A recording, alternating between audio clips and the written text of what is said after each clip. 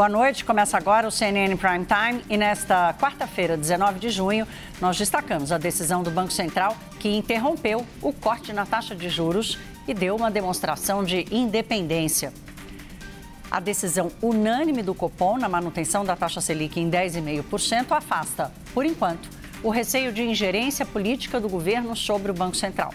Nós vamos trazer a repercussão dessa decisão que vai na contramão do que quer o presidente Lula.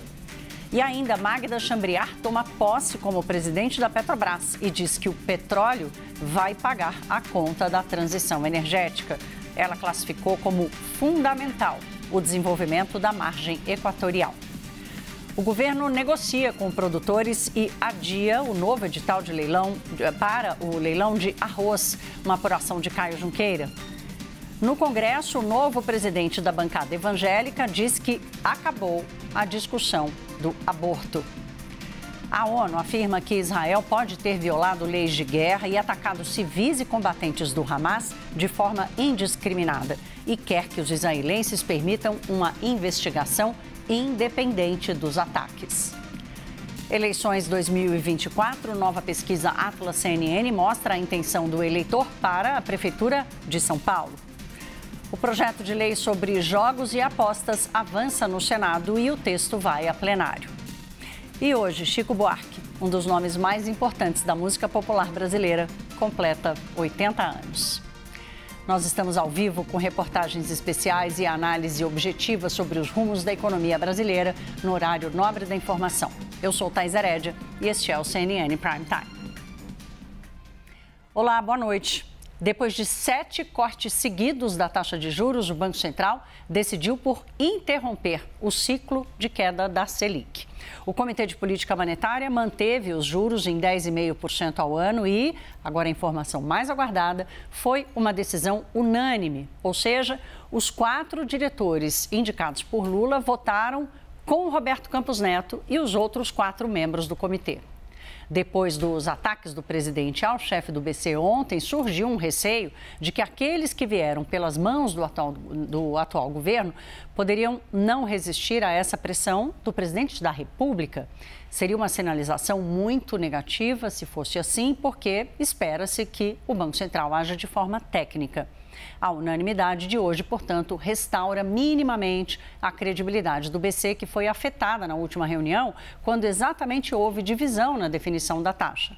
Nós vamos dar uma olhada aqui no telão, a trajetória recente da taxa de juros aqui no Brasil. O ciclo de cortes começou em agosto do ano passado. As reuniões do Banco Central, do Comitê de Política Monetária, são a cada 45 dias. Então, foram 7 cortes seguidos, não necessariamente durante 7 meses. Portanto, começamos em agosto, quando a taxa estava em 13,75% ao ano. Até poucas semanas atrás, a expectativa era de que essa redução continuaria. Eu estou aqui em 13,75, mas na verdade é esse 13,75 aqui que eu tenho que mostrar para vocês.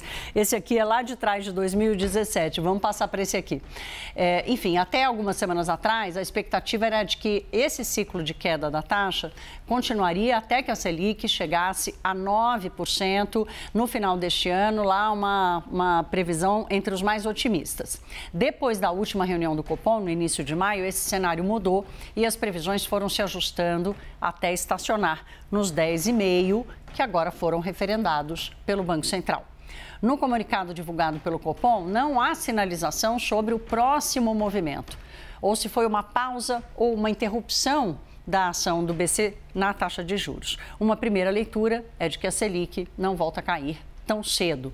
As justificativas se mantêm, as justificativas do Banco Central para tomar essa decisão. Vamos dar uma olhada aqui na tela, as justificativas apresentadas pelo Banco Central. Quando a gente olha para o lado do Brasil, a mais importante delas é aquilo que chamamos de desancoragem das expectativas de inflação, porque exatamente é quando se descola a previsão da inflação, da meta de inflação de 3%. Então, no lado do Brasil, temos a desancoragem da meta de inflação. Se a gente puder jogar de novo a tela aqui para quem está conosco ir acompanhando exatamente o que a gente está dizendo. A segunda questão é uma preocupação muito grande com o comportamento da inflação de serviços, que é uma inflação mais tinhosa, difícil de combater, e depois a questão da política fiscal brasileira. Esse é um ponto que o Banco Central vem chamando atenção, pedindo cautela e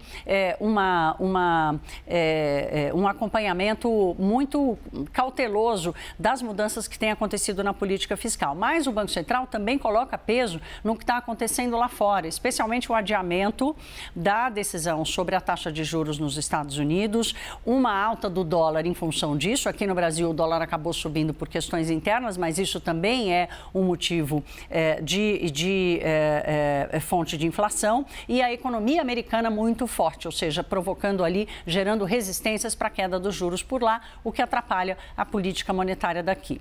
Olha, a decisão de hoje afasta, pelo menos por enquanto, a maior dúvida sobre a atuação do Banco Central no governo Lula, ou seja, a força da ingerência política do presidente da República sobre os diretores, especialmente aqueles indicados por Lula, que até agora já foram 4 e serão mais 2 até dezembro. Um deles será o novo presidente do BC. Roberto Campos Neto foi eleito o inimigo número 1 do governo Lula e foi acusado de atuação política pelo presidente ontem, né? E essa decisão unânime pela manutenção dos juros de hoje acaba colocando uma saia justa para o governo. A gente vai falar exatamente sobre saia justa para o governo com o nosso Caio Junqueira. Caio, boa noite. Já começou a reação do governo, Caio. A gente já viu que, por exemplo, do PT, a presidente da legenda, Gleisi Hoffmann, se posicionou dizendo que a decisão não tem fundamento técnico, mas ela não citou Roberto Campos Neto. Como é que você está vendo o impacto dessa decisão unânime do BC, meu caro? Vamos lá, Thaís. Boa noite a todos. Thaís, as diferenças são muito sutis, mas gritantes ao mesmo tempo da campanha que o PT fez ontem ao longo do todo dia contra o Roberto Campos Neto, pessoa física, e da forma como o PT, o governo, reage hoje a essa decisão do Copom. Hoje não citam ali o Roberto Campos Neto, hoje o governo mais calado, né? E o partido buscando não fulanizar em uma pessoa física, mas atacando, entre aspas, a instituição Banco Central. Por quê? Porque a decisão foi unânime. E com 4 indicados pelo presidente, né, por este governo, 4 dos diretores do BC, e um dos quais é considerado favorito aí para assumir o Banco Central a partir do final do ano, né, que é o Gabriel Galípolo.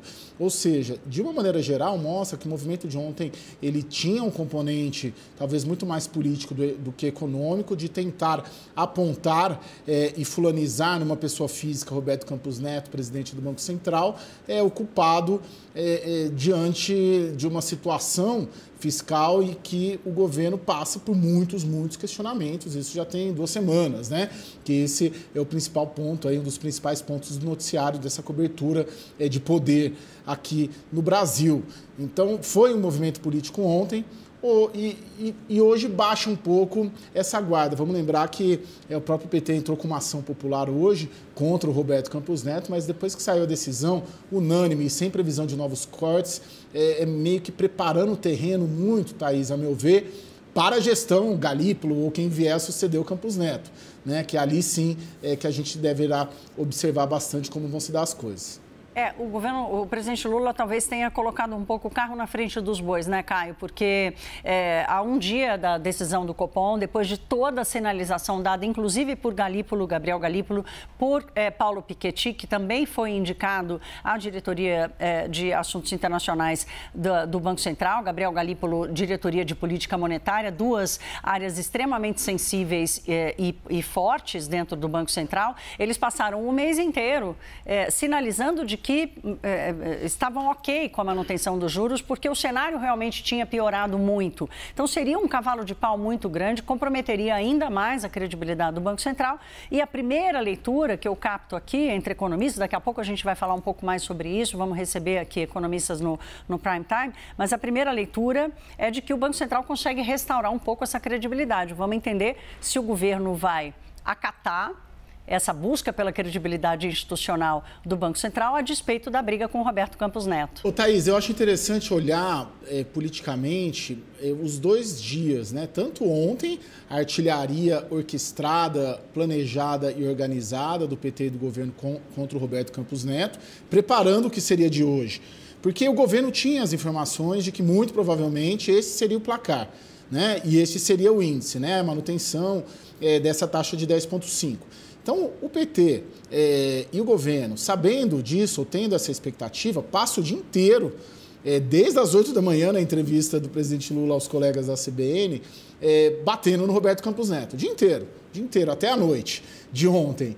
E hoje, um movimento um pouco mais sutil, mas quando sai o resultado, uma nota singela, mas o quadro geral fica, depois de ontem, né, depois de toda essa artilharia, esse planejamento prévio, esses ataques prévios, que a culpa de não baixar os juros é do Roberto Campos Neto, porque teve um movimento muito intenso na véspera. Então, hoje nem precisaria ter, porque o principal já foi feito em termos de estratégia política pelo PT ontem. Obrigada, Caio. Até já. Depois de quase um mês no cargo, a presidente da Petrobras, Magda Chambriard, tomou posse hoje no Rio de Janeiro. Durante seu discurso, Magda disse que vai desenvolver a empresa com um, abro aspas, rigoroso padrão de segurança.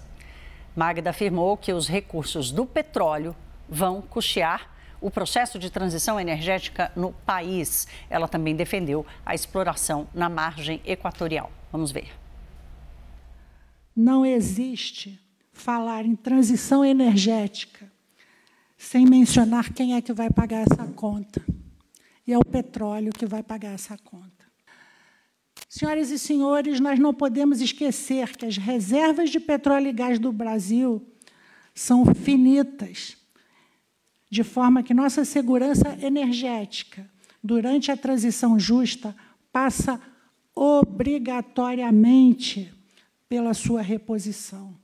Nessa linha, é fundamental desenvolver nossas fronteiras exploratórias, como as da margem equatorial e do sul do Brasil.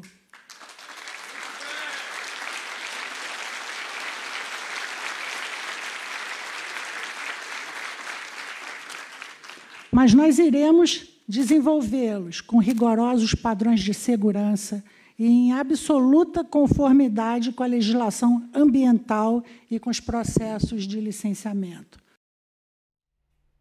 Caio já de volta comigo. Caio, ela também disse que vai gerir a Petrobras seguindo as diretrizes, totalmente diretrizes indicadas por Lula, já que o governo é o maior, a União, na verdade, né, a maior acionista. Mas ela fez uma outra fala dizendo que o presidente Lula não quer confusão na empresa. Será que dá para não fazer confusão na Petrobras, meu caro? É difícil, né? A gente está vendo nos últimos anos praticamente todos os governos com muita confusão na Petrobras. Mas especificamente neste caso, acho que tem 2 pontos aí a serem considerados. Um ponto de relacionamento, Rio de Janeiro-Brasília, né? Rio de Janeiro onde é a sede da Petrobras, porque a gestão Jean Paul Prats foi muito intensa ali nesse sentido.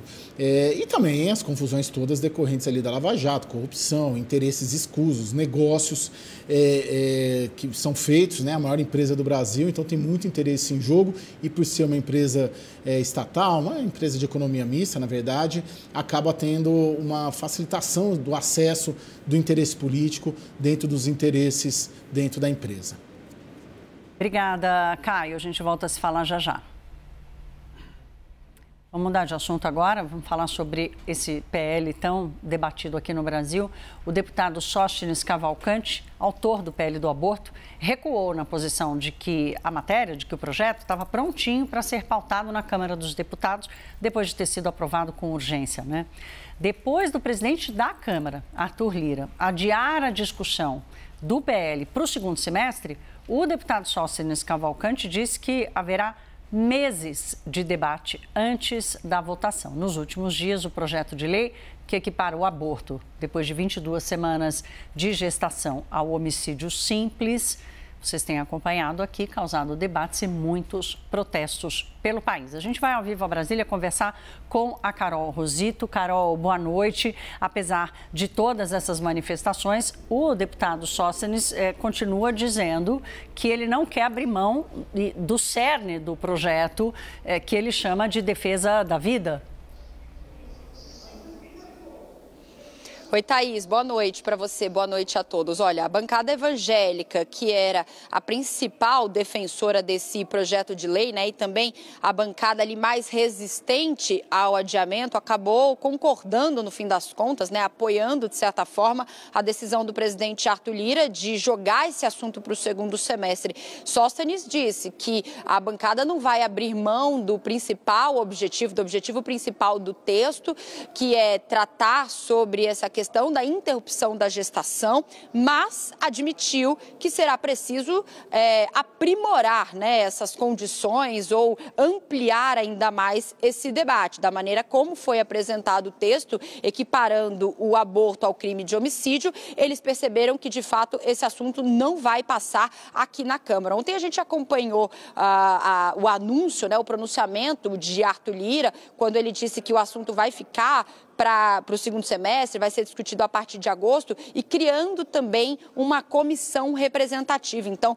no segundo semestre, os líderes partidários vão ter essa responsabilidade de indicar os deputados que vão compor essa comissão, e dentro dessa comissão, a expectativa é que esse texto seja, então, aprimorado, né, nas palavras ali dos parlamentares, ou seja, que eles possam retirar ou incluir pontos ainda onde não há consenso. Inclusive, a expectativa é que a relatora, que será designada por Arthur Lira, mas ela sairá provavelmente dessa comissão, então, a partir das indicações dos líderes partidários. O funcionamento, né, como é que isso vai ser composto, a gente ainda não tem muitos detalhes, nem o presidente Arthur Lira disse ontem à imprensa como é que isso vai funcionar. Ele, de fato, quis deixar esse assunto, vamos deixar para discutir isso já a partir de agosto. Mesmo assim, com essa sinalização de Lira, só para a gente encerrar, Thaís, é importante a gente lembrar que partidos da esquerda vão seguir insistindo na ideia de arquivar esse projeto de uma vez por todas aqui dentro do plenário da Câmara. Hoje aconteceram alguns movimentos de partidos, o PSOL principalmente, dentro das comissões, enviando carta ao presidente da Câmara para que o assunto seja enterrado e não apenas adiado, como sinalizou Lira ontem, então, ali ao lado, né, de todo o colégio de líderes. De qualquer maneira, a gente vai seguir acompanhando, porque provavelmente esses desdobramentos vão acontecer a partir de agora. Volto com você. Obrigada, Carol Rosito, falando de Brasília. Já venho para cá para a gente conversar com a Jussara Soares, a nossa analista de política. Jussara, boa noite. O deputado Silas Câmara, que tomou posse hoje como presidente da Frente Parlamentar Evangélica, que é uma frente fortíssima, de cara ele já colocou em xeque o futuro desse PL do aborto. O que mais o deputado disse a você, minha cara? Boa noite, Thaís. Boa noite a todos. Olha, conversei com o deputado Silas Câmara, que assumiu hoje pela 4ª vez a presidência da Frente Parlamentar Evangélica. Logo depois dele assumir o cargo, fui questioná-lo sobre o futuro do PL do aborto, que foi apresentado pelo deputado Sóstenes Cavalcante, que é um integrante ali bastante destacado dessa bancada evangélica. O que o novo presidente da Frente Evangélica me disse? Que o PL do aborto, essa discussão sobre o PL do aborto já acabou, que já acabou essa discussão, que esse assunto está superado. E aí ele usa uma justificativa, Thaís, que quem conhece o processo legislativo sabe que essa atitude de Arthur Lira, presidente da Câmara, em criar uma comissão para debater o assunto com vários partidos, que isso indica que esse tema vai ser ali deixado de lado, né? Embora Arthur Lira tenha prometido criar essa comissão no segundo semestre para dar vazão ali a essa discussão que a gente comentou muito aqui desde a última semana. Bem, o que o Silas Câmara me disse? Que o assunto agora, desse modo como Arthur Lira fez, voltou à estaca zero. Ele destacou ainda que não é mais ali o deputado Sóstenes Cavalcante o dono desse texto. Ele diz que o dono do texto agora, o responsável por isso, é essa comissão que ainda vai ser formada. Ou seja, vai depender também da boa vontade de Lira em querer dar celeridade a isso. mas chama atenção por um detalhe. Na semana passada, a gente contou aqui dessa urgência para esse PL do aborto, que foi aprovado de maneira super rápida, né, na Câmara, né, em 23 segundos, de maneira simbólica, ou seja, sem cada deputado se identificar. E aí ontem, nessa declaração, Lira mudou, recuou e disse que não precisa ser um tema discutido com assodamento. Bem, o próprio presidente da bancada evangélica admite que o texto, como foi proposto, está acabado. Em algumas situações, o Congresso parece ouvir a população, minha cara. Obrigada, até já. Vamos para o noticiário internacional que se mistura com o Brasil. A Argentina entregou ao Brasil uma lista com nomes de cerca de 60 foragidos, aqueles foragidos condenados pelos ataques aos três poderes em 8 de janeiro. Esses foragidos são procurados pela justiça brasileira, vocês vão se lembrar, entraram no território argentino. É para lá que a gente vai com a Luciana Tadeu, nossa correspondente em Buenos Aires. Luciana, boa noite. Oi, Thaís, boa noite para você, para todos que nos assistem. O governo da Argentina finalmente entregou essa lista com os foragidos que entraram aqui em território argentino. São dezenas de pessoas, cerca de 60, e outros 10 entraram e já saíram do território argentino. Não tem informação de para onde foram, são dados migratórios que realmente só registraram a entrada e saída dessas pessoas. O Brasil não solicitou para a Argentina informações sobre quem dessas dezenas de pessoas solicitou refúgio. Também é um dado sigiloso a tramitação do pedido de refúgio aqui na Argentina. Porém, já tem então a informação de que cerca de 60 pessoas entraram aqui em território argentino e aproximadamente 10 saíram do território. Mais cedo, Thaís, o porta-voz da Casa Rosada foi perguntado sobre se havia algum tipo de pacto de impunidade com o ex-presidente Jair Bolsonaro para que os foragidos que pediram refúgio aqui na Argentina tenham esse pedido concedido. O porta-voz da Casa Rosada negou veementemente, disse que não fazem nenhum tipo de pacto de impunidade e nunca farão, que a decisão de conceder refúgio é da Cornária, Comissão Nacional para Refugiados aqui da Argentina, e que se houver algum pedido de extradição que ainda não chegou, pedido de extradição desses foragidos para o Brasil, quem vai tratar disso é a Justiça Argentina, sem ingerência política, se dissociando então dessa decisão. Porém, a gente sabe que o pedido de extradição não é tramitado enquanto há uma avaliação do pedido de refúgio, e o pedido de refúgio é avaliado por essa comissão, cujos votos para a decisão de se esse asilo é concedido ou não é de representante justamente do Poder Executivo, apesar dessa tentativa aí do governo argentino de se dissociar dessa decisão, Thaís. E a apuração da Jussara Soares, que acaba de conversar com você, é que mais de 100 brasileiros pediram refúgio aqui na Argentina, desses brasileiros que estão sendo procurados pela Justiça, e desses 47 condenados ou com mandado de prisão em aberto. Então, novidade aqui com essa informação entregue pela Argentina a pedido do STF, que tinha enviado para a Argentina uma lista de 143 nomes de pessoas que poderiam estar aqui. A Argentina finalmente confirma que cerca de 60. Então, e olha, as autoridades não descartam que possa até ser mais, porque esses registros entregues são controles migratórios, ou seja, que pode ter havido gente que entrou aqui fora desses controles fronteiriços, Thaís. Obrigada, Luciana Tadeu, que fala com a gente direto de Buenos Aires. Boa noite, minha cara. Lorival Santana já comigo aqui. Lorival, essa aproximação de Milei com Bolsonaro assim, amigos, negócios à parte. O governo argentino consegue tomar uma decisão isenta nesse caso? Bem, as relações, elas têm dois aspectos. Tem o aspecto factual e o aspecto da imagem. O aspecto da imagem, ele também é importante, né? Como a gente não tem condições de verificar exatamente como as autoridades argentinas estão atuando, fica uma dúvida que é muito ruim. E é por isso, esse é um caso clássico que mostra por que alinhamentos e desalinhamentos políticos, ideológicos entre governos e grupos de oposição de dois países não devem interferir nas relações entre dois países. Por quê? Argentina e Brasil são países vizinhos. Essa fronteira é uma fronteira em grande parte seca, com enorme capilaridade. Então, é muito importante que os dois países estejam tranquilos de que quando existam foragidos, perseguidos pela lei, sejam brasileiros na Argentina ou argentinos no Brasil, que as autoridades do outro país possam ter certeza de que haverá uma cooperação, de que não há nenhum ruído, nenhum interesse extra, além do interesse dos Estados. Afinal, a justiça argentina e a justiça brasileira são independentes. Nesse sentido, o porta-voz do governo argentino tem razão, Manuel Adorno, é verdade. São democracias, são justiças, polícias, em princípio, absolutamente independentes que cumprirão a lei, é isso que a gente espera.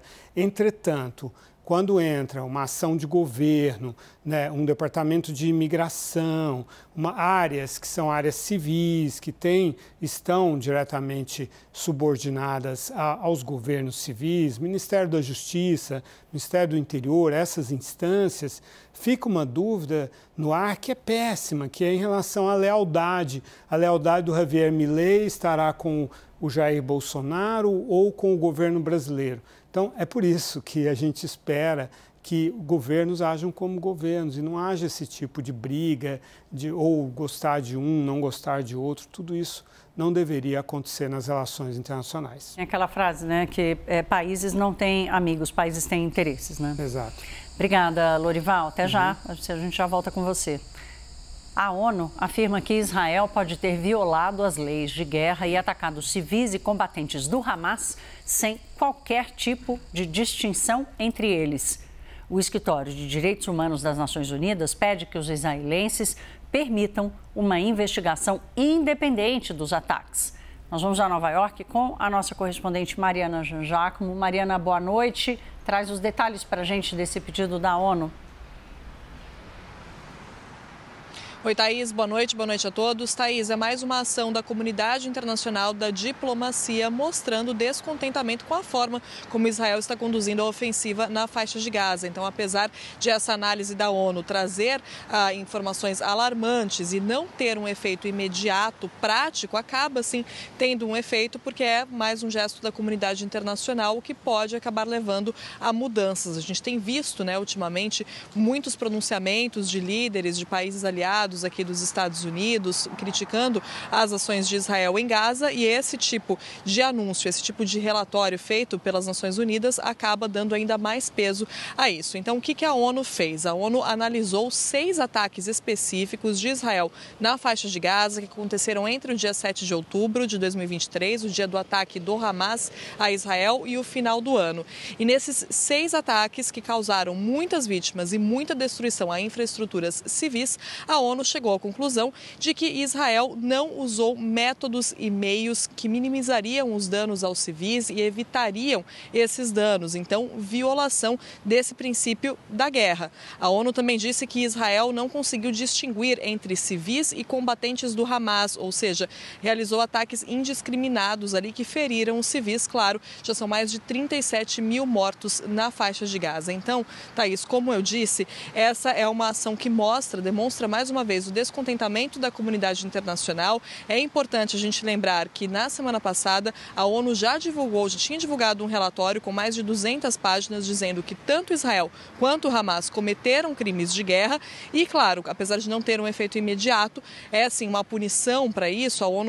Israel também não é obrigado a aceitar a investigação independente que a ONU pede, por exemplo. Isso tem sim um efeito, tem um impacto. A gente viu Benny Gantz, um dos principais nomes do gabinete de guerra de Netanyahu, deixando esse gabinete que foi dissolvido por Netanyahu. Então, há sim mudanças na conduta de Israel, porque, claro, Israel precisa de apoio para continuar essa ofensiva. E se esse apoio começa a cair na comunidade internacional, principalmente por parte dos Estados Unidos, essa ofensiva acaba sendo prejudicada. Então, por isso que é importante a gente falar sobre esses relatórios da ONU, sobre essas análises, por mais que não exista ali uma punição imediata, são sim gestos importantes, como aqui na ONU, em Nova York, por exemplo, o Conselho de Segurança aprovando uma resolução pedindo por um cessar-fogo. Tudo isso acaba, de alguma forma, pressionando Israel. Thaís.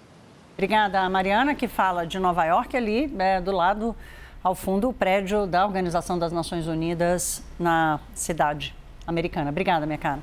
Lorival continua aqui com a gente. Lorival, a Mariana trouxe aqui alguns relatos de reação da comunidade internacional e Israel parece não nem acatá-los e nem mudar de rumo por eles? Isso vai mudar em algum momento?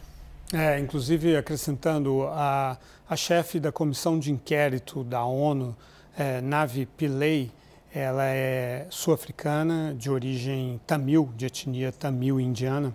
Ela tem larga experiência em vários conflitos. Ela disse que é preciso investigar e perseguir os perpetradores desses crimes, os autores desses crimes, tanto do lado israelense quanto do lado do Hamas. Em termos quantitativos de número de vítimas, não falando de qualidade ou de quem começou o quê, mas em número de vítimas, número de crimes, Israel cometeu muito mais do que o Hamas.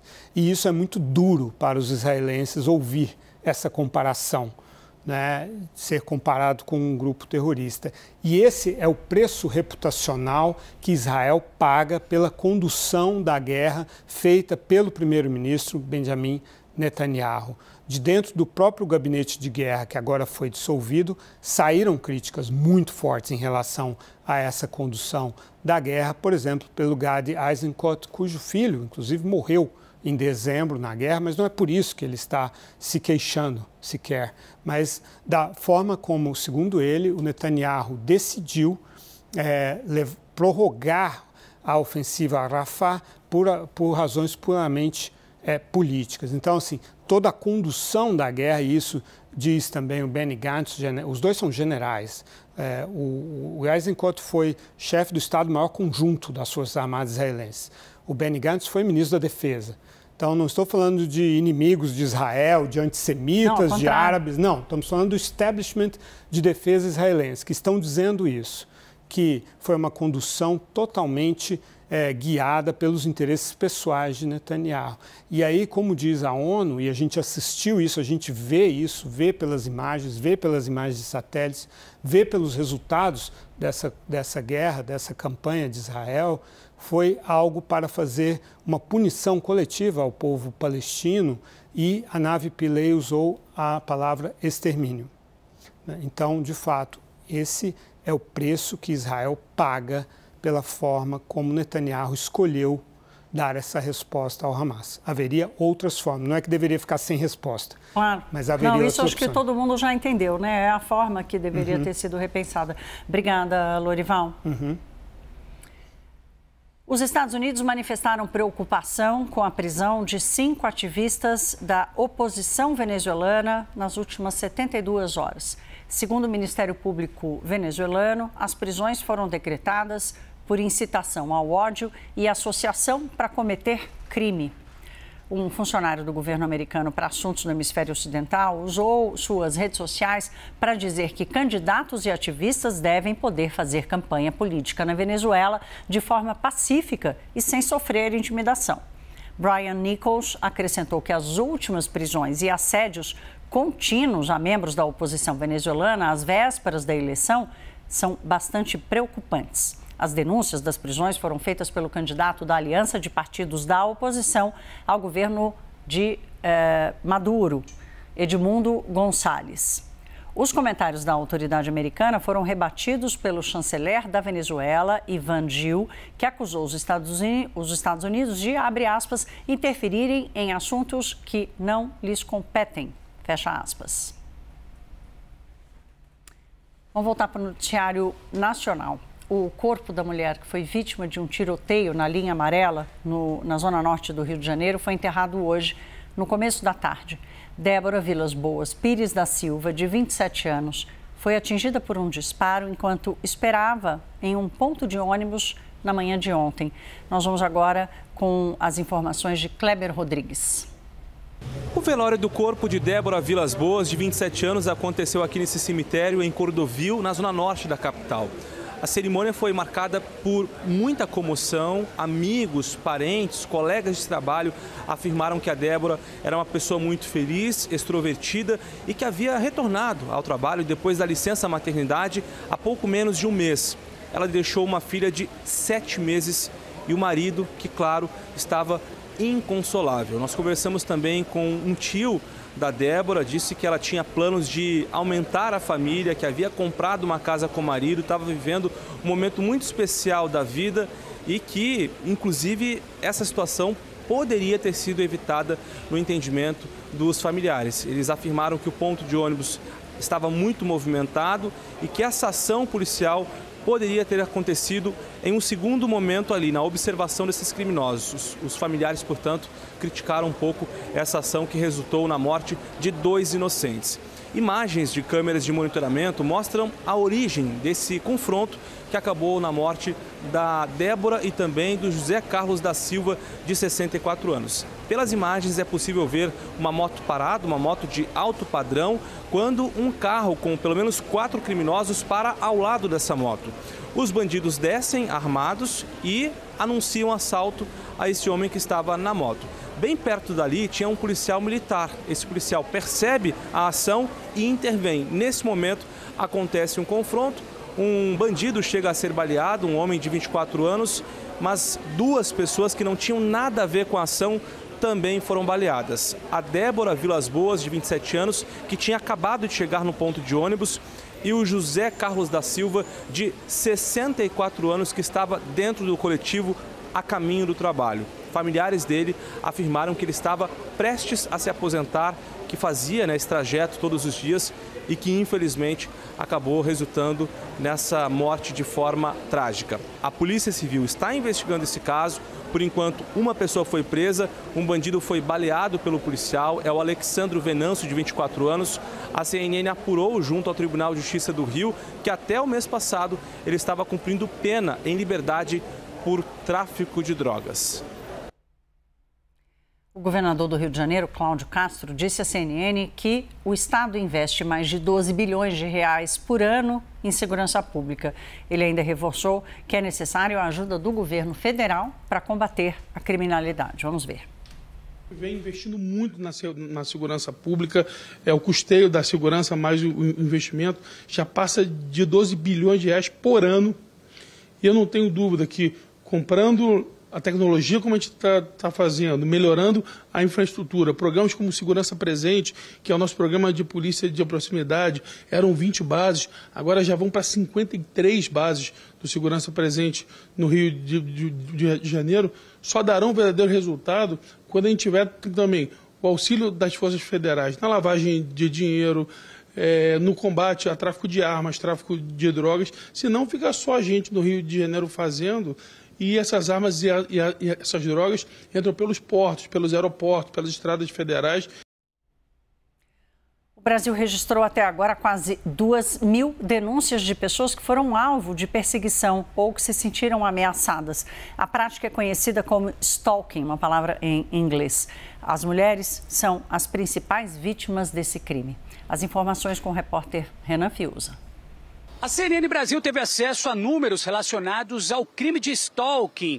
Isso desde o dia 1º de janeiro deste ano até o dia 16 de junho. E os números são preocupantes. A gente está falando de pelo menos 1.911 ocorrências. E sabe qual é o público que mais sofre com esse tipo de crime? São as mulheres. A gente traz aqui os números para vocês. 1.472 denúncias feitas por vítimas mulheres. É claro que tivemos também homens indo até as delegacias e registrando algum tipo de ocorrência, mas esse número é um pouco menor. A gente está falando de 418 homens que procuraram as autoridades de justiça justamente para relatar algum tipo de violência, perseguição relacionada ao crime de stalking. A gente conversou com alguns especialistas para entender um pouco a respeito dessa modalidade criminosa. Fato é que não se restringe apenas às realidades virtuais, à internet, às redes sociais, e sim ao dia a dia de pessoas que se sentem perseguidas por outras pessoas, seja em casa, seja no trabalho ou em outro lugar.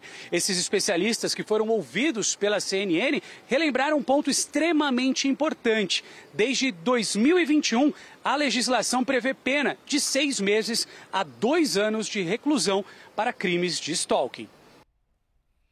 A gente volta a falar sobre a decisão do Banco Central hoje pela manutenção da taxa Selic em 10,5%, uma decisão unânime dos 8 diretores, mais o presidente do BC, Roberto Campos Neto. E vamos conversar sobre isso agora com um convidado aqui no CNN Prime Time. Quem fala conosco é o economista-chefe da Federação da Indústria do Estado de São Paulo, Igor Rocha. Oi, Igor, boa noite. Que bom tê-lo aqui conosco. Boa noite, Thaís. É um prazer aqui falar com você hoje. Cumprimento também quem nos assiste. Igor, a taxa de juros no Brasil, independentemente ali da decisão técnica do Banco Central e dos fundamentos que ela tomou, mas a gente sabe que ela provoca um arroxo muito forte no acesso ao crédito e no crescimento da economia. A sua avaliação sobre a decisão de hoje, meu caro? Olha, é uma avaliação que tem a sua complexidade, tá, Thaís? Porque o que acontece? A gente viu, né, no último mês, sobretudo, mais especificamente nas últimas 2 semanas, o recrudescimento, né, das expectativas relacionadas ao comportamento da taxa longa de juros, aquela taxa que é utilizada nos financiamentos, né, que as pessoas tomam, na concessão de crédito que os bancos fornecem, né, para empresas, etc. A gente viu isso aumentando de uma forma bastante expressiva. A gente também notou de forma muito clara o dólar aumentando de maneira bastante expressiva, ou seja, o Brasil está num momento com uma certa complexidade, que não estava posta na mesma medida no ano de 2023, né, que foi quando exatamente iniciou essa queda das taxas de juros e que agora, pelo que a gente nota, no comunicado que o Copom soltou no final da tarde de hoje, que provavelmente a gente vai ter 10,50 de Selic até o final do ano, ou seja, até o final de 2024. Isso ocorre por diversos fatores, né? Há fatores internos, de fato, o ambiente político não está fácil, a questão fiscal não está simples. O Banco Central, eu acredito que muitas vezes extrapola suas competências em demasiado, fazendo muito comentário sobre a questão fiscal.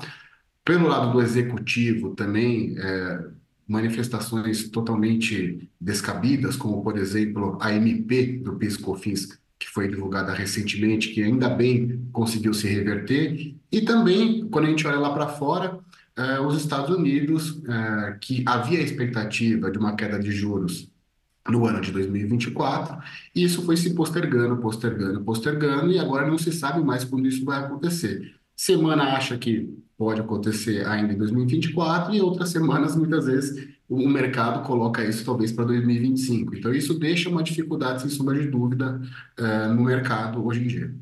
Igor, achei interessante você descrever a complexidade da conjuntura, não só aqui no Brasil, por motivos políticos, por motivos econômicos, e, ao mesmo tempo, eu queria te ouvir sobre a credibilidade do Banco Central. Ela foi questionada na última decisão, quando houve uma divisão entre aqueles que foram apontados pelo presidente Lula e os que já estavam na gestão do BC, que agora é independente, tem mandatos, os diretores têm mandatos a serem cumpridos, e uma das leituras é de que há unanimidade nessa decisão, protege o Banco Central como instituição. Isso tem valor para você? Sem sombra de dúvida, o Banco Central mostrar uma unidade é sempre muito positivo. Embora a manifestação, ou seja, a diferença de opiniões que estava posta na última ata do Banco Central, as justificativas eram bem cabíveis ali para o momento. Seja porque quem votou na época 0,5 justificava, sobretudo, que estava seguindo o forward guidance, né? Por um outro lado, quem votou em 0,25 também tinha o seu argumento que falava, olha, as condições internas e externas estão mais complicadas. Então, ambos os grupos tinham as suas justificativas. Mas é claro que quando você vê uma unidade, transmite, pelo menos no entendimento para o mercado, uma tranquilidade maior. Agora, Igor, do ponto de vista da indústria, do crescimento e do investimento, o impacto dessa taxa de juros, o Brasil continua tendo, não é mais a maior, já foi, mas não é mais a maior taxa de juro real, quando a gente desconta a inflação, o Brasil está ali na terceira ou quarta maior taxa de juro real do mundo. O impacto disso para o crescimento da economia, meu caro? Olha, é bastante delicado, porque, sobretudo quando a gente olha para a indústria não tem algumas ferramentas de captação ao mercado que facilita esse aperto, que alivia esse aperto monetário, né? Como LCAs, LCIs, CRIs, CRAs, um plano safra. A indústria não tem. O que teve recentemente é, por parte do BNDES, o Plano Mais Produção, a linha de inovação com um custo abaixo do Selic. Todas as outras linhas são linhas de mercado. Então, obviamente, o aperto monetário na indústria de transformação é muito forte. A gente estima que é cerca de 60% superior aos outros setores. Por isso que, quando a gente olha a produção industrial de maio, o Brasil estava se recuperando, né? Frente a 2 meses anteriores que eram de queda. Quando a gente pega num período de 10 anos, a indústria passou por uma tormenta bastante significativa. Então, parecia esboçar um ambiente mais virtuoso para o setor industrial, o que agora provavelmente vai se complicar, porque a intenção é exatamente essa, é arrefecer a economia, né? Na ata eles colocaram, em alguma medida, riscos inflacionários, que aí eu tenho a minha discordância, eu acho que há sim um descolamento de expectativa, sem sombra de dúvida, mas eu não interpreto o risco inflacionário hoje como latente, né? Vamos ver como é que vai ser a repercussão amanhã no mercado, Igor, mas acho que você já deu aqui fez uma boa leitura, um diagnóstico aí da situação. A gente conversou com o economista-chefe da Fiesp, Igor Rocha. Igor, obrigada. Boa noite para você, meu caro. Obrigado, Thaís. Boa noite para você também.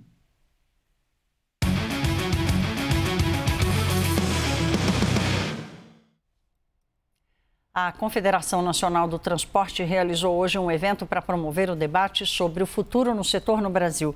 No encontro, o presidente da CNT afirmou que a indefinição sobre a desoneração da folha de pagamentos adia os investimentos no setor automotivo no Brasil. A Gabriela Prado nos traz os detalhes de Brasília. Oi, Gabriela, boa noite. Oi, Thaís. Boa noite a você, boa noite a todos que acompanham o Prime Time. Pois é, um evento de comemoração, mas também de reflexões e demandas para o setor de transporte. Para a gente ter uma ideia, boa parte do escoamento da nossa produção e também dos produtos que chegam até a gente passam pelo transporte terrestre, por rodovias. E a CNT trouxe um dado que mais da metade das rodovias, 67%, estão em situação regular, ruim ou muito ruim. Então, levantando a questão de que é preciso investimentos nessas áreas. Entre as autoridades que estavam aqui presentes para ouvir essas demandas do setor estavam o vice-presidente da República, Geraldo Alckmin, os ministros de Portos e Aeroportos, Silvio Costa Filho, da Cidade, Jader Filho, e também Luiz Marinho, do Trabalho. Geraldo Alckmin fez um anúncio, disse que o presidente Lula deve sancionar na próxima semana, dia 2 de julho, no início de julho, o programa Mover, aquele programa de incentivo à renovação da indústria automobilística, que tem o jabuti, tem aquele assunto externo ao projeto, que é a taxação de compras internacionais de até $50. Já Silvio Costa Filho, de Portos e Aeroportos, disse que na próxima semana o governo deve anunciar também investimentos de R$5 bilhões na hidrovia do Madeira entre os estados de Rondônia e Amazonas. Luiz Marinho, do Trabalho, ressaltou a necessidade de contratação de mão de obra no setor de transportes e sugeriu uma parceria com o Sistema S. Agora, um assunto que foi bastante comentado, como a Thaís bem trouxe para a gente, é a questão da desoneração da folha de pagamento dos setores da economia e também dos municípios. Existe essa dúvida de como vai ser a compensação e o presidente da Confederação Nacional do Transporte, Vander Costa, disse que isso traz dúvidas para o investidor e atrapalha os investimentos neste momento, enquanto existe essa indefinição. Vamos ver um trecho da entrevista dele à CNN. Fica sem segurança jurídica, a consequência principal é o adiamento de investimento. Antes de vir a judicialização da medida da lei da desoneração da folha, a indústria brasileira de veículos pesados estava apontando crescimento, coisa que não acontecia nos últimos 2 anos, e depois que veio essa insegurança parou de vender. Então a desoneração é positiva para o Brasil, porque ela, junto com a reforma trabalhista, tem gerado emprego. O nosso setor está gerando nos últimos 5 anos 80 mil empregos a mais por ano, e com essa insegurança é provável que este ano vai ficar estabilizado. A gente vai para o primeiro intervalinho do Prime Time. Daqui a pouco, o presidente da Câmara, Arthur Lira, define o cronograma de votação dos projetos de regulamentação da reforma tributária.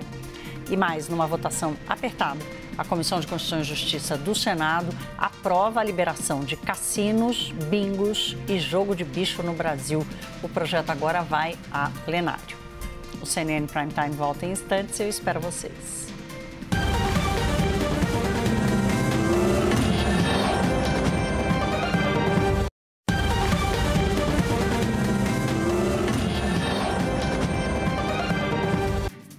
CNN Prime Time de volta, muito obrigada pela sua companhia.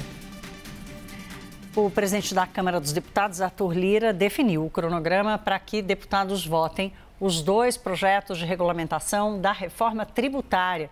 Vamos a Brasília com Pedro Teixeira, que tem os detalhes, uma enorme expectativa pela apreciação e votação desses projetos. Pedro, boa noite. Tudo bem, Thaís? Boa noite para você, boa noite para todo mundo que nos acompanha aqui na CNN. E a definição desse cronograma de votação foi visto com bastante otimismo por alas importantes aqui do governo federal, porque eles entendem que a apreciação dos projetos de regulamentação da reforma tributária na Câmara dos Deputados, ainda neste primeiro semestre, facilita o trabalho para que todo esse processo de regulamentação, pelo menos estes primeiros 2 projetos, sejam analisados ainda em 2025 no Congresso Nacional.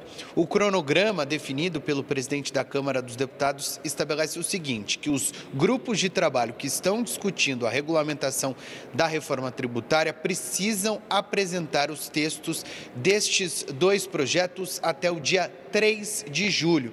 Para que os deputados possam fazer análise do que foi estabelecido e aí o plenário da Câmara dos Deputados analisa estes projetos até o dia 11 de julho.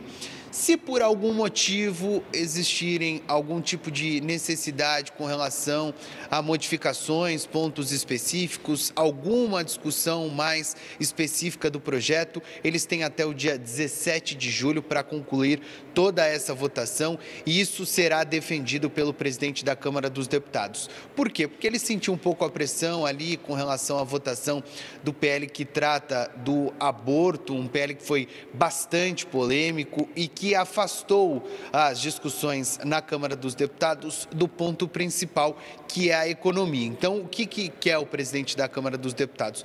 Concluir essa votação para entregar a regulamentação da reforma tributária dentro do prazo, para que o Senado também possa analisar o tema e eles possam entregar a conclusão da votação da reforma tributária ainda no mandato dele como presidente da Câmara dos Deputados. Então, notícia boa para o governo com o texto lá da regulamentação da reforma tributária avançando e agora com um cronograma definido pelo presidente da Câmara dos Deputados, Arthur Lira. Volto com você, Thaís.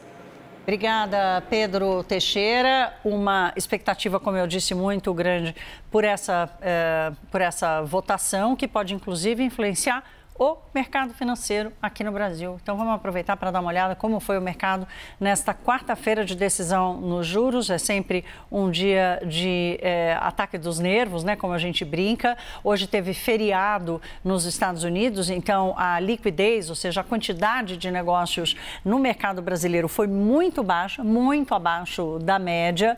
A Bolsa conseguiu recuperar os 20 mil pontos. Petrobras ajudou um pouco. Ainda assim, o dólar teve muita oscilação, tanto o dólar quanto os juros futuros. O dólar hoje chegou a ser negociado a R$ 5,48, encostando nos 5,50, com uma demonstração muito grande de aversão ao risco, enquanto o dólar lá fora estava se depreciando, ou seja, caindo em relação às moedas, aqui ele subia. No final do dia, houve alguma acomodação, os investidores e os gestores resolveram que era melhor dar o benefício da dúvida de que o Banco Central seria técnico na sua decisão, unânime na sua decisão, foi o que acabou acontecendo. Então, provavelmente, amanhã a gente deve ver alívio na precificação dos ativos financeiros, tanto bolsa quanto dólar, mas também nos juros futuros. A Comissão de Constituição e Justiça do Senado aprovou hoje por 14 votos a favor e 12 contra o projeto de lei que legaliza os jogos de azar, como bingos, cassinos e o jogo do bicho no Brasil. A Luciana Amaral vem de Brasília com as informações. Luciana, boa noite. O que a gente pode esperar para agora, minha cara? Boa noite, Thaís. Boa noite a todos que nos acompanham aqui no Prime Time. O projeto agora segue para análise do plenário do Senado Federal. Ainda não tem uma data certa para isso acontecer e vai dar o que falar, viu, Thaís? Antes de mais nada, também ressaltar que esse projeto está tramitando aqui no Congresso Nacional há 33 anos. E aí ele realmente deu uma andada ao longo desses últimos anos. Foi aprovado na Câmara dos Deputados em 2022 e agora está na reta final do Senado, mas isso não quer dizer que ele vai ter uma vida tão fácil. Isso se reflete, inclusive, na votação hoje na CCJ, um placar bem apertado de 14 votos favoráveis e 12 contra. Pelo texto aprovado, então, podem funcionar cassinos e bingos aqui no Brasil. O jogo do bicho vai ser legalizado, assim como as apostas em corridas de cavalos. O relator do texto, o senador Irajá, argumentou que os jogos poderiam ter movimentado até 31 bilhões de reais no ano passado se eles já tivessem sido legalizados. Isso porque, com a legalização, as empresas vão ter que pagar impostos. Quem defende essa iniciativa diz que vai ter geração de emprego, de renda, turismo, mas é um assunto polêmico. Muitos senadores falam do perigo, do vício do jogo, tanto para a vida privada das pessoas, quanto também para a saúde pública. Senadores da oposição já indicaram que vão votar contra, vão tentar barrar o avanço dessa proposta. A bancada evangélica, parlamentares também mais conservadores, historicamente têm se posicionado contra esse projeto, questionaram a capacidade do governo de fazer a fiscalização e também falam que esse projeto pode abrir espaço para o crime organizado aqui no Brasil.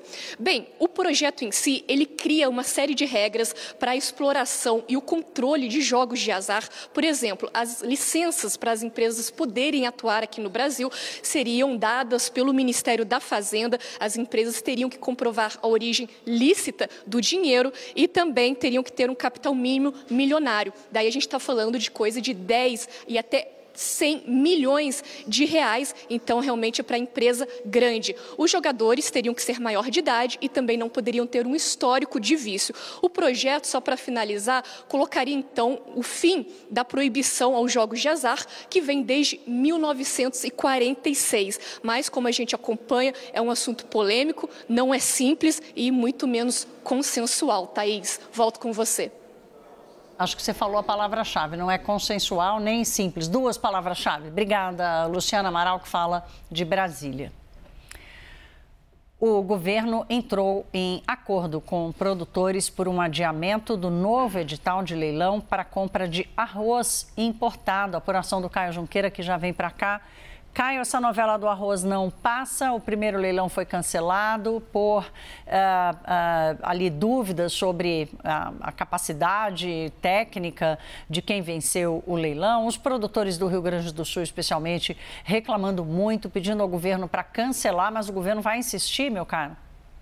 Bom, hoje teve um primeiro sinal de recuo, né, Thaís? Uma reunião importante em Brasília, na Conab, com o ministro da Agricultura, Carlos Fávaro, ministro do Desenvolvimento Agrário, Paulo Teixeira, e junto com representantes ali do setor de arroz, principalmente do Rio Grande do Sul. O que saiu dessa reunião? O governo se comprometeu a não publicar o edital até que o setor apresentasse algumas alternativas ao leilão em busca de um equilíbrio do preço do arroz. Vamos lembrar que na semana passada o governo falou que esse leilão, esse edital deveria sair em uma semana, 10 dias, só que os próprios produtores disseram que a sinalização do governo é que só vai sair o edital depois que eles apresentarem sugestões e propostas alternativas. E isso, pelo que eu conversei, por exemplo, com o Alexandre Velho, que é o presidente da Federarroz, isso só deve acontecer, essa nova reunião, em uma semana ou 10 dias. Então, jogou um prazo ali para ver e viabilizar, tentar um acordo ali com o setor. Obrigada, Caio. A gente vai acompanhar porque, como já dissemos aqui, é um assunto que mexe muito com o equilíbrio do mercado aqui no Brasil e que o brasileiro quer que o arroz não falte, né? Obrigada, até já. Hora do fato relevante, uma parceria da CNN Brasil com o Neofeed. O mercado de crédito de carbono tem potencial de mover 120 bilhões de reais no país.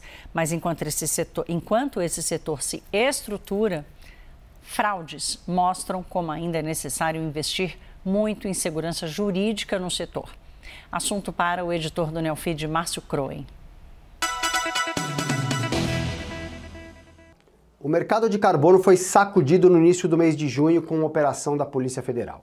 Chamada de greenwashing, a ofensiva da Polícia Federal visava uma organização suspeita de vender ilegalmente 180 milhões de reais em créditos de carbono provenientes de 2 áreas públicas griladas.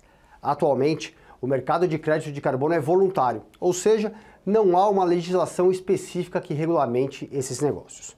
Mas, mesmo sem a intermediação do Estado, o potencial do mercado de crédito de carbono é estimado em mais de 580 milhões de reais até 2030. O problema é que a falsificação dos documentos ameaça queimar esse potencial. Além de grandes empresas que compraram créditos de carbono, o mercado financeiro também foi atingido. Investidores que conversaram com o Neofeed disseram que a insegurança jurídica, neste momento, afasta qualquer possibilidade de investimentos nesse mercado. Para você ter uma ideia da complexidade desse negócio, a B4, a primeira bolsa de ação climática do Brasil, lançada em agosto do ano passado para impulsionar o mercado de crédito de carbono, recebeu 180 projetos em um ano. Desse total, apenas um foi aprovado. E ele se refere a créditos de biodiversidade e de energia renovável, e não de carbono, justamente em razão das fraudes nos títulos de terras das áreas compensadas. Esse foi o Fato Relevante, uma parceria entre a CNN Brasil e o Neofeed. Até o próximo.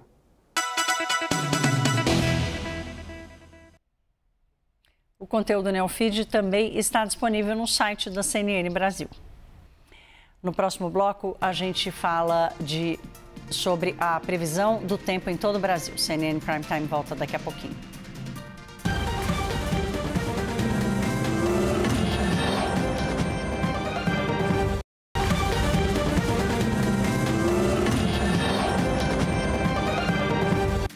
Vamos falar agora de eleições.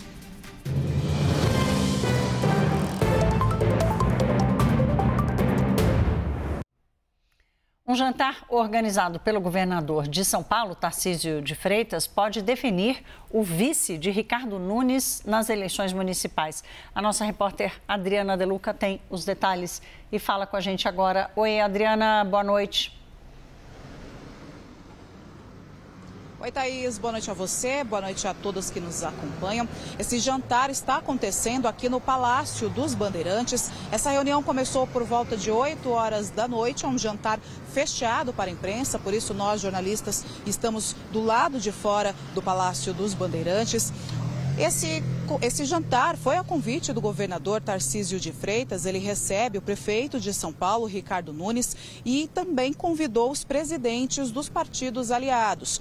A expectativa, de acordo com a apuração da CNN, que durante esse jantar o prefeito Ricardo Nunes apresente o nome do seu candidato a vice, que ainda de acordo com a nossa apuração deve ser aí do Coronel Melo Araújo, que é ex-comandante da Rota. A gente também vem acompanhando aí que há uma certa divergência entre os partidos. Não há um consenso em relação ao nome do coronel, mas essa indicação ganhou força depois que o governador Tarcísio de Freitas chancelou essa indicação, que foi do ex-presidente Jair Bolsonaro. O prefeito Ricardo Nunes disse que pretende até ainda nesta semana oficializar, dar esse anúncio oficial de quem vai ser o seu candidato a vice. Mas isso vai depender do desenrolar desta reunião. A gente sabe que os partidos estão aí nessa divergência, porque alguns acreditam que o nome do coronel Melo Araújo vai ser bom, porque fica próximo do ex-presidente Jair Bolsonaro. Outros partidos acreditam que o coronel não atrai votos. Mas agora a gente vai acompanhar aí qual vai ser o desenrolar dessa reunião. Hoje, mais cedo, o prefeito Ricardo Nunes elogiou o trabalho do coronel Melo Araújo e disse que está encantado. Vamos ver um trechinho do que ele disse. Hoje ele é o nome mais falado, né? Porque foi o fato do governador Tarcísio ter declarado essa semana o apoio a ele, acabou chamando muita atenção. E esses fatos do CEAGESP, é muito impactante você ter uma pessoa que foi para lá, que tinha 90 milhões de prejuízo e dado lucro 2 anos, de prender um cara que cometia exploração sexual infantil. Quer dizer, eu mesmo fiquei encantado. Um cara que põe na cadeia, quem faz exploração sexual infantil, que põe na cadeia corrupto, põe na cadeia organização criminosa, não dá para negar que merece no mínimo nosso respeito. Ainda mais, né, a gente que preza tanto por essa questão da proteção das crianças, né, da proteção do trabalhador, poder ficar livre dos esquemas de corrupção, né, da proteção da organização criminosa. Isso vai se enraizando nos lugares. Quando você tem alguém que põe o peito, né, a sua própria vida em defesa da sociedade contra esse tipo de coisa, você há de considerar que é algo que tem muita significância, que não deixa de ter uma atenção e a sua relevância. Ainda falando sobre São Paulo, hoje o governador Tarcísio de Freitas diz que o presidente Lula está, entre aspas, viajando, ao citá-lo como possível adversário numa eventual disputa pelo Planalto em 2026.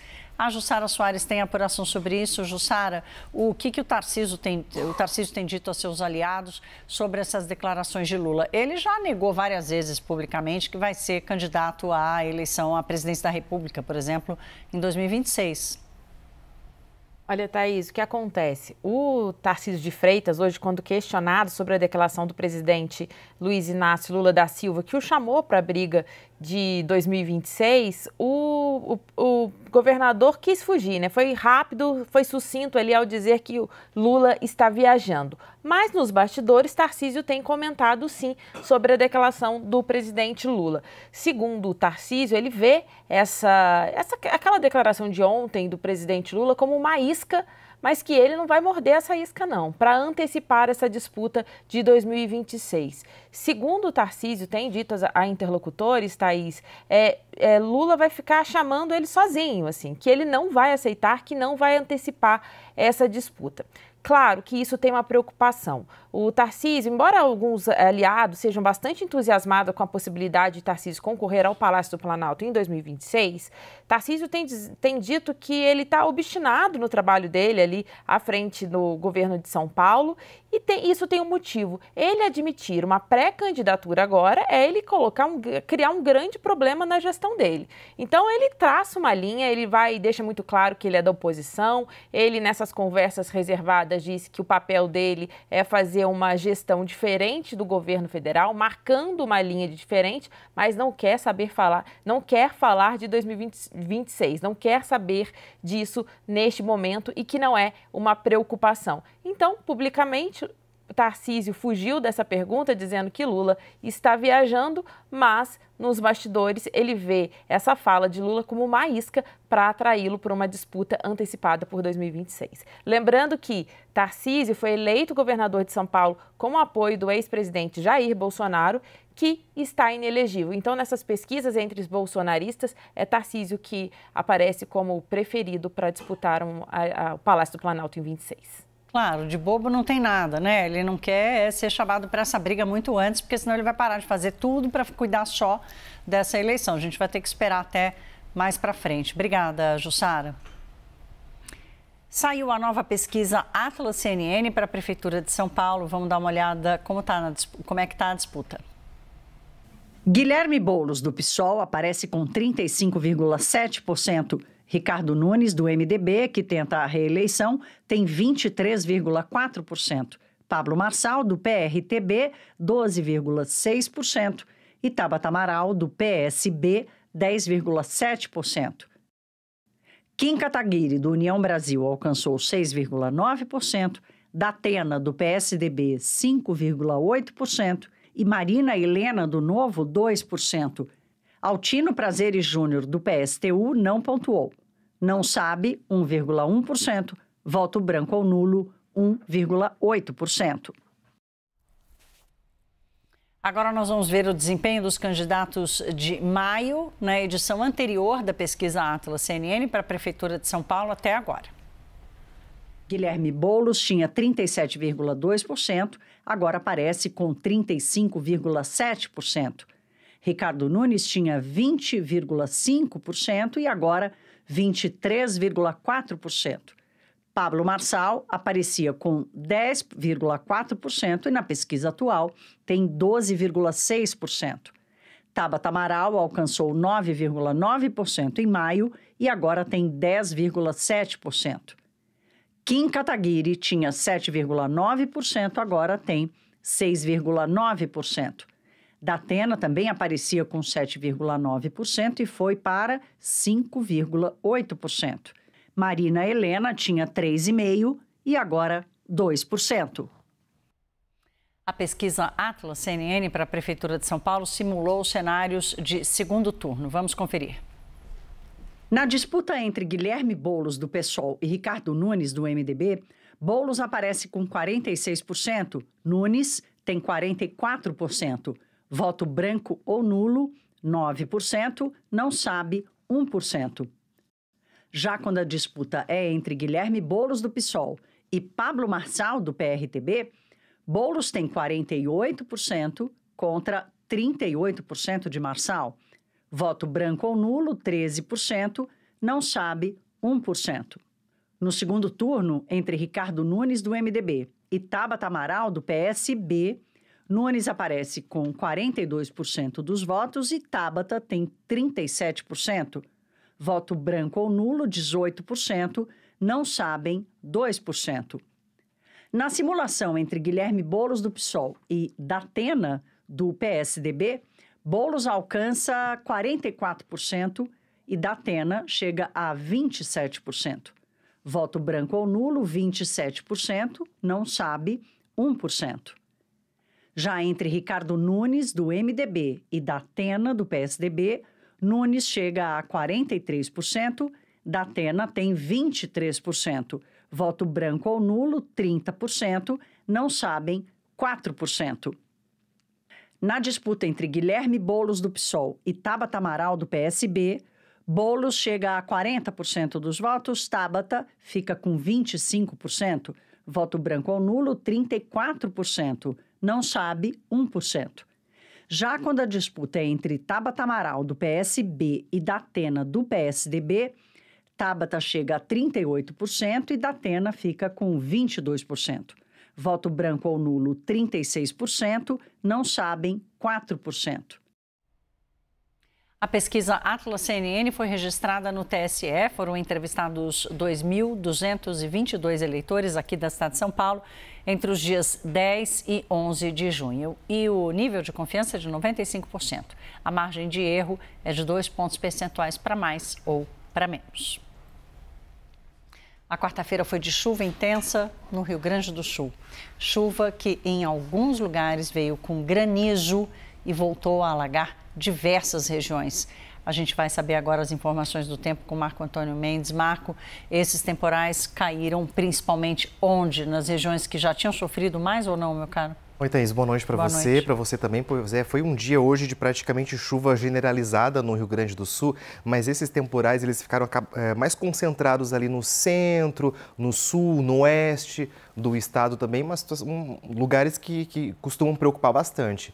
O volume de água que só vem se acumulando desde o fim de semana fez com que várias cidades registrassem novos alagamentos. Bairros de Porto Alegre que já tinham sido atingidos no mês passado voltaram a sofrer com as chuvas. E além da chuva intensa, várias cidades tiveram também queda de granizo. As pedras de gelo caíram principalmente nas primeiras horas do dia. Algumas das cidades que registraram granizo foram Bagé, Capão da Canoa, Pelotas e Piratini. Em alguns lugares, o temporal foi tão forte que as pedras acumuladas no chão até pareciam neve. E só nesses primeiros dias de junho, em muitas das cidades gaúchas, já choveu mais do que o esperado para todo o mês. São volumes bem significativos. É o caso, veja, de Cambará do Sul, Morrinhos do Sul, Torres e também Porto Alegre. A média esperada para junho varia de 117, 129 milímetros, mas veja que os volumes de água que já caiu, eles são bem expressivos. Cambará do Sul, veja, caiu ali 269 milímetros de chuva nesse período todo. Porto Alegre também superou um pouco essa média e mesmo cidades de outros estados, como é o caso de Chapecó, no oeste de Santa Catarina, também estão tendo acumulados muito altos. A média é de 164 milímetros, choveu até agora 105, ou seja, falta um pouquinho para que possa atingir de fato essa média, né? Para amanhã, as instabilidades ainda continuam sobre o sul do país. A frente fria ela está se afastando para o oceano, mas a circulação de ventos em diferentes níveis da atmosfera deixa o tempo ainda muito nublado, um pouco chuvoso. E, além disso, o ar quente e seco que continua predominando aqui no centro do país impede o avanço dessas nuvens carregadas para outras regiões. O dia fica bastante fechado e com chance de chuva a qualquer hora, principalmente aqui na metade norte do Rio Grande do Sul. O oeste, o Planalto e o litoral catarinense também ficam nessa mesma condição. No oeste do Paraná, a chuva ela pode cair de forma assim um pouco mais isolada. Mas os volumes de chuva esperados para amanhã não são assim tão expressivos. Eles vão variar basicamente amanhã de 5, 10 milímetros, isso aqui é uma chuva muito fraquinha, basicamente assim uma garoa, né? E isso dá um alívio depois de tanta água que já caiu. De qualquer forma, o CEMADEM, que é o Centro de Monitoramento de Desastres Naturais, mantém os alertas para alagamentos e deslizamentos de terra em várias regiões do Rio Grande do Sul. Vamos dar uma olhada agora no restante do país. Chuvas também devem cair na costa do Nordeste. Elas podem vir com intensidade no litoral da Bahia e também em Alagoas. Já na região norte, o tempo fica assim um pouco mais nublado e as chuvas um pouco mais concentradas, basicamente em Roraima. No centro do país, aquele tempo firme, com sol, aquela secura, Thaís Herédia, que ninguém aguenta mais. Eu quero saber o seguinte, Marco Antônio, hoje é o último dia do outono, amanhã é o primeiro dia do inverno, cadê o frio? Thaís, eu juro que eu quero trazer essa notícia, porque eu também não aguento mais. Tô louco para usar os casacos que a gente comprou. Eu nasci no hemisfério errado, bem, eu tô sentindo falta do frio. Né, botar uma luva, um cachecol. Isso. Mas por enquanto a gente vai ter que esperar mais um pouquinho, viu?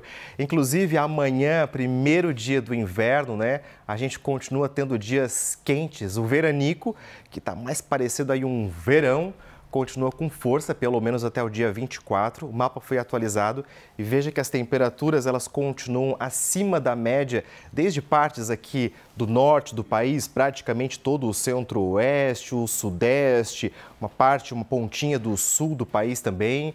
Nas áreas em laranja, as temperaturas vão variar basicamente de 28 a 30 graus. Agora, nas áreas em vermelho, aí os termômetros ficam bem acima do normal mesmo. No interior de São Paulo e do Paraná, as temperaturas devem variar, as temperaturas máximas, né, de 30 a 32 graus. Agora, Mato Grosso do Sul, temperaturas ali beirando os 34, 36 graus. Agora, Mato Grosso, aí sim, fica muito mais quente, praticamente quase 40 graus, de 35 a 37. Esse veranico estendido mudou completamente a configuração do outono e pode, inclusive, mexer com o inverno. Amanhã eu trago os detalhes de como é que vai ser essa nova estação. Vamos ver como é que ficam as máximas para amanhã. Por causa das instabilidades, o sul se mantém com as temperaturas dentro do normal. Porto Alegre, amanhã a máxima não vai passar dos 21 graus, mas no centro do país, muito calor, principalmente no meio do dia, porque no comecinho e no fim costuma ficar assim um pouco mais ameno, né? São Paulo e Belo Horizonte devem ter máximas amanhã de 28 graus. Agora, outras capitais também, como Goiânia e Campo Grande, vão aos 32. Cuiabá, ali ó, fervendo, nos 37 graus, né? No norte e no nordeste, o padrão é que as temperaturas fiquem mais altas o dia todo. Salvador vai amanhã aos 27 graus, Natal 29, São Luís 31 graus, Manaus e Rio Branco 33 graus e Palmas vai amanhã aos 34 graus. Calor aqui no Brasil, calor também na Europa. Os europeus estão passando pela primeira onda de calor intensa às vésperas do início do verão no continente. Em Roma, Na Itália, os termômetros bateram 35 graus nessa quarta-feira, fazendo com que a população usasse as fontes históricas da cidade para poder se refrescar. Segundo o Serviço de Meteorologia do país, a onda de calor, batizada de Minos, em homenagem ao rei mitológico de Creta, vai fazer com que a temperatura chegue aos 43 graus no sul da Itália e aos 39 na capital. Após semanas de chuvas fortes, o calor também atingiu a Albânia, ultrapassando 37 graus desde a segunda-feira. As autoridades fizeram um apelo à população para que tenham cuidado com as altas temperaturas. As praias da costa da Albânia ficaram lotadas. Na Grécia, as autoridades disseram que um turista americano de 55 anos foi morto numa das ilhas. Essa é a terceira morte de turista em apenas uma semana durante essa onda de calor que atinge o país. Não está claro se as mortes estão relacionadas com as altas temperaturas, mas os casos aumentaram o alerta sobre os perigos da exposição ao sol. A situação também é caótica nos Estados Unidos. Pelo menos uma pessoa morreu e 2 ficaram feridas em 2 incêndios florestais no estado do Novo México. As chamas deixaram o céu coberto de uma fumaça alaranjada. A governadora declarou estado de emergência enquanto bombeiros tentam controlar as chamas. Uma área de mais de 6.000 hectares já foi queimada, mais de 1.400 casas foram destruídas pelo fogo e mais de 8.000 moradores tiveram que ser realocados. E além dessa onda de calor com tempo seco, os Estados Unidos e o México estão em alerta para a tempestade tropical Alberto, a primeira da temporada de furacões no Atlântico de 2024. O fenômeno se formou no Golfo do México e representa uma ameaça para o sul do Texas e a região nordeste do México. Segundo o Centro Nacional de Furacões, o sistema já está causando inundações em toda a costa sul-americana. A tempestade Alberto foi localizada a 300 quilômetros a leste da cidade de Tampico, no México, com ventos de até 65 quilômetros por hora. A expectativa é que ela se dissipe sobre o território mexicano na noite de quinta-feira, mas autoridades alertaram para o risco de enchentes e deslizamentos de terras em algumas regiões mexicanas. E pelo menos 12 pessoas morreram em inundações e deslizamentos na China. A água tomou ruas e avenidas de cidades no sul do país e muitos carros acabaram submersos. Moradores foram retirados de bote por equipes de resgate. Deslizamentos de terra em áreas montanhosas deixaram vítimas nos últimos dias. O presidente Xi Jinping disse que as autoridades locais devem mobilizar todos os recursos para salvar as pessoas.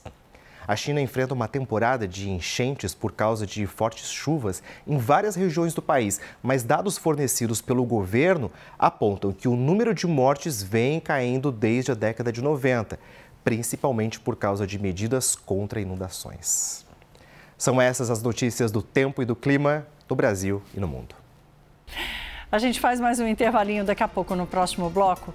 A Comissão de Educação e Cultura do Senado aprovou em votação simbólica o projeto de lei que promove mudanças no novo ensino médio. E o plenário analisa o texto neste momento. E ainda, o presidente russo, Vladimir Putin, e o líder da Coreia do Norte, Kim Jong-un, assinam um pacto de parceria estratégica que inclui um acordo de defesa mútua. CNN Prime Time volta já e eu espero vocês.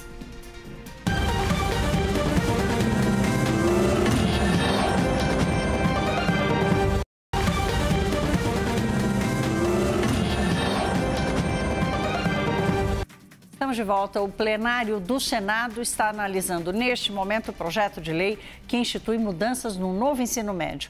A Comissão de Educação e Cultura da Casa aprovou hoje, mais cedo, em votação simbólica esse projeto. Vamos voltar a Brasília com a Luciana Amaral, que está acompanhando a votação e tem os detalhes. Luciana.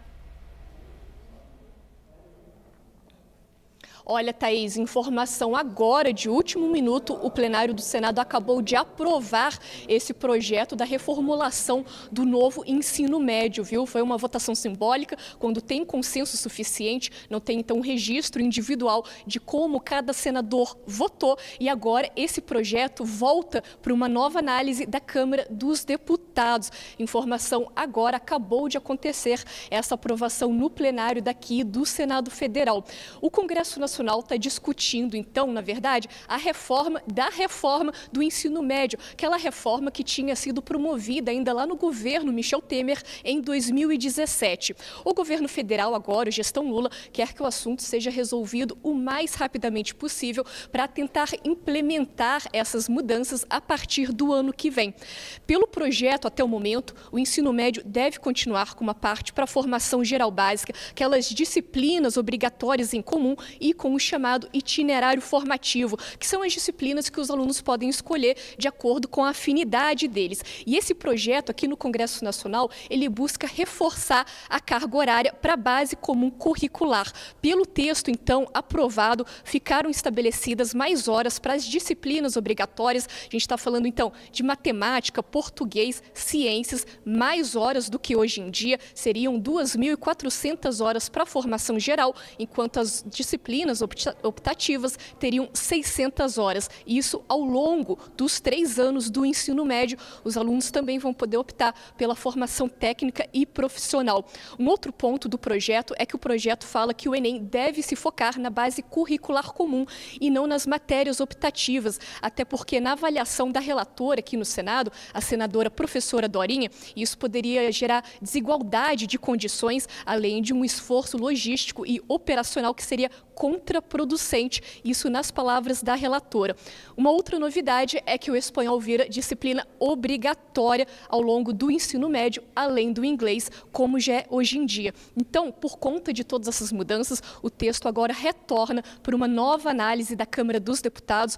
O governo federal quer encerrar todo esse assunto até julho, antes do recesso parlamentar. Então, a gente segue acompanhando aqui no Congresso Nacional. Thaís, volto contigo. Obrigada, Luciana. Enquanto você falava, a gente trazia aqui imagens ao vivo do plenário do Senado Federal. O presidente do Senado, Rodrigo Pacheco, sentado ali à mesa, comandando a votação. A cidade de Conselheiro Lafayette, na região central de Minas Gerais, anunciou hoje que o livro Menino Marrom, do Ziraldo, não vai ser mais usado nas escolas municipais.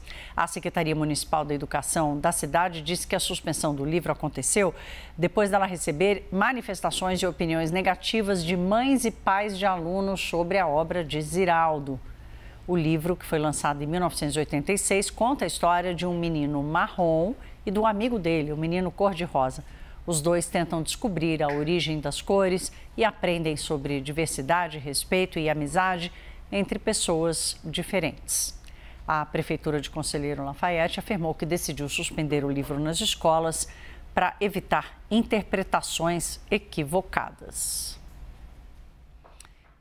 Que interpretações seriam essas, né? Vamos acompanhar. O empresário que atirou contra um carro durante uma briga de trânsito na rodovia Castelo Branco, aqui em São Paulo, foi preso hoje na cidade de Alumínio. Segundo a defesa de Adriano Domingues, ele estava a caminho da delegacia para se entregar quando foi abordado pela polícia numa operação normal da polícia. Para relembrar o caso, o suspeito atirou em um outro carro depois de uma discussão de trânsito na última semana. Ele simplesmente desceu do carro dele com a arma e saiu atirando no carro que tinha vidro blindado e, portanto, não atingiu as vítimas, mas ainda assim foi um momento de terror. As vítimas que estavam no carro que foi alvejado prestaram depoimento na tarde de ontem. Segundo eles, a briga começou depois de uma suposta ultrapassagem ilegal feita pelo suspeito agora preso. O casal disse ainda que o empresário atingiu o veículo deles durante a manobra, o que fez os dois pararem o carro no acostamento para discutir. No primeiro confronto, o homem teria sacado a arma e batido no vidro do carro das vítimas. Vocês estão vendo aí a imagem dele atirando contra o carro. Em seguida, os dois carros pararam novamente e o empresário pediu que o casal baixasse o vidro. Como eles não abaixaram o vidro, ele fez disparos no vidro e também no pneu do carro. Tudo assim, a queima-roupa na frente deles. Toda a ação foi gravada, compartilhada nas redes sociais, que são essas imagens que vocês estão vendo aí, ele indo embora calmamente depois de atirar contra o carro. Um motorista de aplicativo foi agredido a chutes por uma passageira embriagada em Teófilo Otoni, no interior de Minas Gerais. Segundo o motorista, ele aceitou uma corrida para transportar 3 amigas e uma delas estava embriagada. Apenas 2 embarcaram e, quando ele iniciou a viagem, a passageira começou a empurrar o banco dele com os pés e um dos chutes acabou atingindo o motorista. Imediatamente, ele parou o carro e pediu que ela saísse. De acordo com o motorista, a retirada das passageiras demandou algum esforço. Ele usava um aplicativo regional de corridas. O motorista agredido optou por não registrar boletim de ocorrência, mas as imagens acabaram sendo divulgadas, né? Um cachorro invadiu uma das pistas do aeroporto de Guarulhos, aqui em São Paulo. As imagens foram cedidas à CNN pelo canal Golf Oscar Romeo. O vídeo mostra que o cachorro permaneceu na pista por aproximadamente 30 minutos. As equipes do aeroporto se mobilizaram para tentar fazer o resgate. O cachorrinho saiu correndo pelo gramado, conseguiu entrar na pista de pousos e decolagens. Alguns pilotos que aguardavam autorização para decolar foram avisados da situação pela torre de controle, que pediu para que esperassem a retirada do animal do local. 2 viaturas da concessionária Gru Airport entraram na pista atrás do cachorro, mas ninguém conseguia pegar. Eu tô rindo, gente, porque é difícil, o cachorrinho acha que estão brincando com ele. A gravação acabou sendo encerrada sem o registro da remoção do animal. Olha lá como ele está saltitante, ele devia estar achando que estavam brincando com ele. Procurada pela CNN, a concessionária disse que por volta das 11h45 da manhã de ontem foi reportada a presença desse cachorro num pátio de manobras. Ele foi prontamente capturado pela equipe de operações. A empresa disse ainda que não houve interrupção de pousos e decolagens.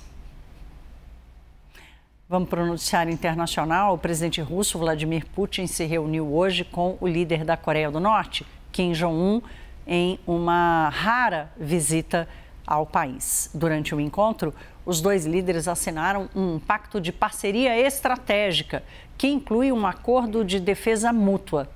Nosso analista e correspondente Américo Martins tem os detalhes. O presidente russo Vladimir Putin e o líder Kim Jong-un tiveram uma reunião privada por 2 horas em Pyongyang, a capital da Coreia do Norte. Eles assinaram um acordo de parceria estratégica que inclui um compromisso de defesa mútua caso algum dos 2 países seja atacado por rivais. Kim disse que o acordo cria uma aliança estratégica e militar entre Pyongyang e Moscou. Esta é a primeira visita de Putin à Coreia do Norte desde julho de 2000, pouco depois de o líder russo ter assumido o poder no Kremlin. Kim Jong-un recebeu Putin pessoalmente com um forte abraço na pista do aeroporto da capital. E isso às 3 horas da manhã no horário local. Os norte-coreanos organizaram uma grande recepção para Putin, com direito a tapete vermelho, revista às tropas, passeio em carro aberto pelas enormes avenidas da cidade e saudações de milhares de pessoas, incluindo crianças agitando bandeiras dos 2 países que foram mobilizadas pela ditadura comunista do país para receber o presidente russo. Durante um jantar de gala, o cardápio incluiu vinho e até lagosta. A grandiosa recepção para Putin foi uma exibição de força e grandeza da Coreia do Norte para o mundo. Isso vindo de um dos países mais pobres e isolados do planeta.